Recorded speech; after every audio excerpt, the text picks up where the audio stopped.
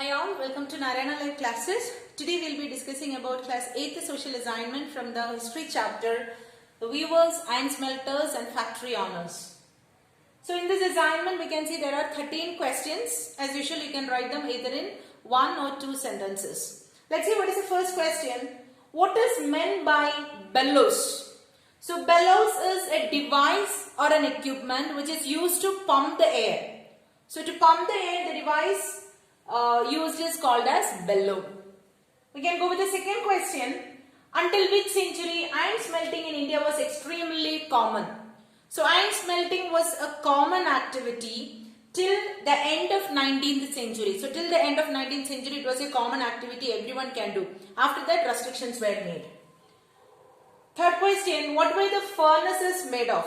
So the furnaces were to smelt the iron ore. It was made up of the sun-dried bricks. So the clayey bricks which were sun-dried were used as furnaces.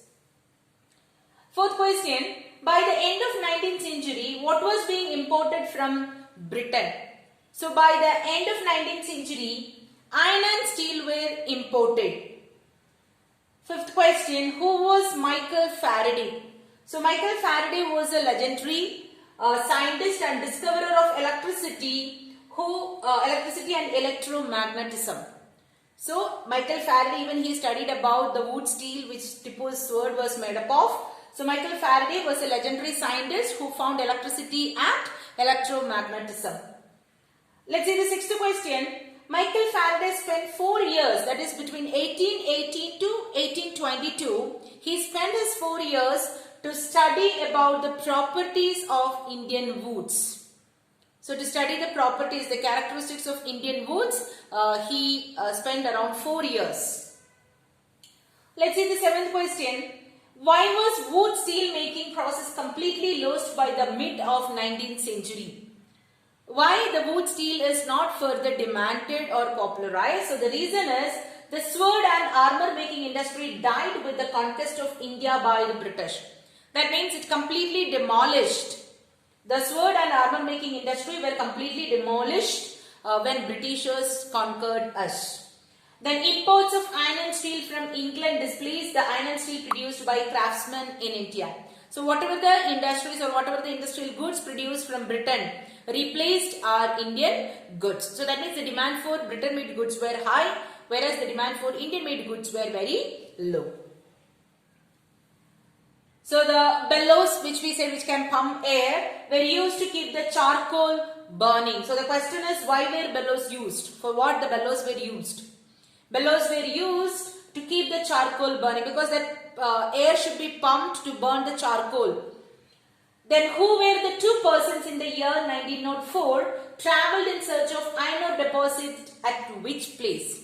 So who travelled the forest tracts of India in search of minerals? So in 1904, Charles Ward, an American geologist, and Dorabji Tata, the eldest son of Jamshedji Tata, were travelling in Chhattisgarh in search of iron ore. So in search of iron ore, Jamshedji Tata's son Dorabji Tata and Charles Weld, they travelled in the forest tracts of Chhattisgarh, and that was in 1904. And later in 1907, they introduced even Tisco also there. Then on which year did the Tisco began producing steel and also named the riverbank on which it is situated? So the industry which were set up by Tata, which is Tata Iron and Steel Company or Tisco, they found a place and they just established it in 1907 and they started producing steel in the year 1912, and that was near Subarnarekha river. Subarnarekha river, near close to that they started their industry. In which year the First World War broke out? So the First World War broke out in the year 1914 and it extended up to 1918. We'll go to the second last question. Dash became the biggest steel industry within the British Empire. So Tata Iron and Steel Company or Tisco, which was a private company, became the biggest steel industry within the British Empire. Let's see the last question. dash were specialized in the craft of iron smelting. So who were, which category of people were specialized in the craft of iron smelting? So it was nothing but the Agarias. So the Agarias were the people who were more specialized in the crafting of iron ore. So these are the 13 questions. You can just read the textbook and find out the answer. Thank you all. Have a good day.